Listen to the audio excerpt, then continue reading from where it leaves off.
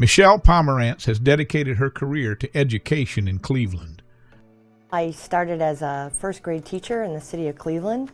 I was a Cleveland school student, and then my parents decided to put me in a Catholic school, and I decided to go back to Cleveland State and become a teacher. I just wanted to teach back in Cleveland. I really feel as though I was pulled out and I'd just been fighting my way to get back in. Michele explains her deep connection to Cleveland schools and her mission to improve them.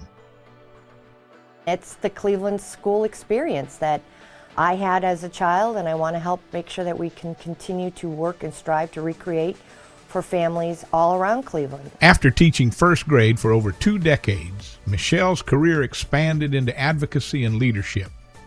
I taught first grade for 22 years and went on to become a union leader because I just felt that I knew my students better than some legislators. I worked on a few different campaigns, including the collective bargaining bill of 2011. I helped work for President Obama's campaign. Michele's career took her to Washington, D.C., but Cleveland remained her true home. I went to Washington, D.C. to work for the National Teachers Union.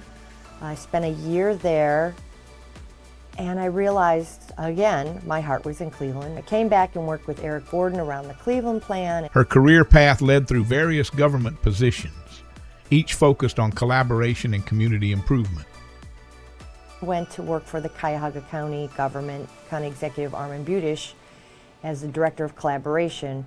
I was bringing together mayors and organizations around the county to work together better for the best interests of residents and children. I popped over to Metro and was their government relations and community engagement specialist after COVID to help make sure that families and communities were getting the best health care as we were coming out of COVID-19.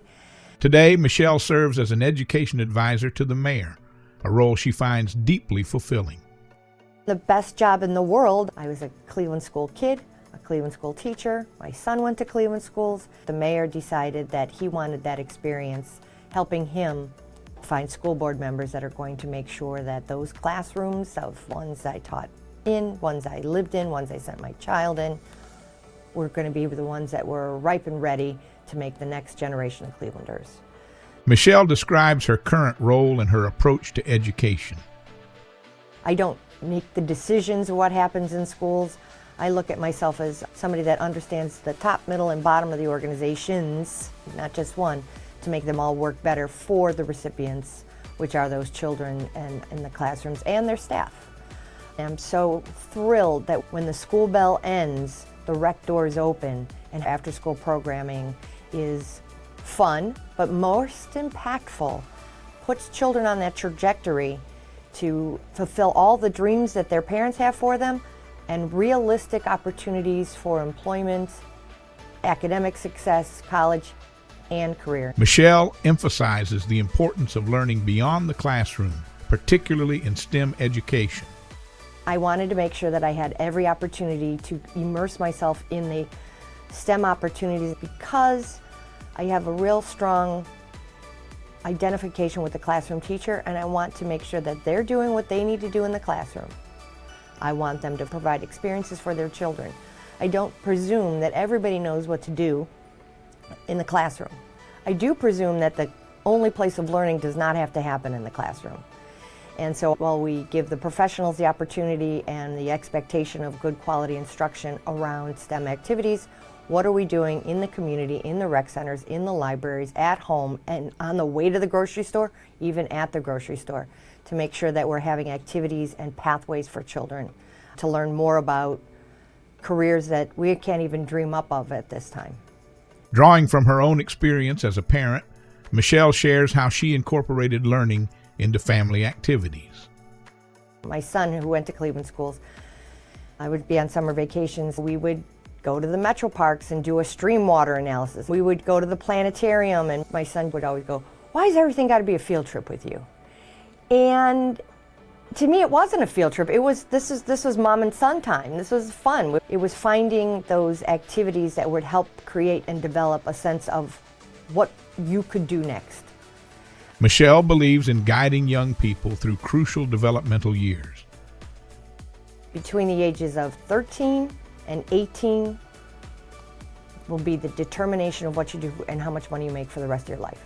I'm a first-generation college student, and I know how hard it is for people and families to say, all right, we can do this. She advocates for exposing students to various career options without limiting their choices too early.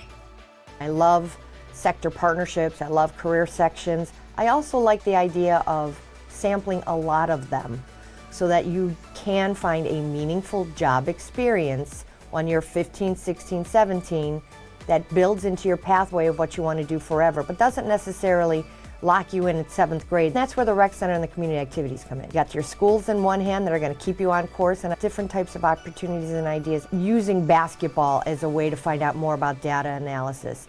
If you're playing around with robotics and coding. From classroom teacher to mayoral advisor, Michele Pomerantz's story reminds us that education happens everywhere, in schools, rec centers, museums, and homes, connecting classroom learning with real-world experiences to prepare the next generation for success.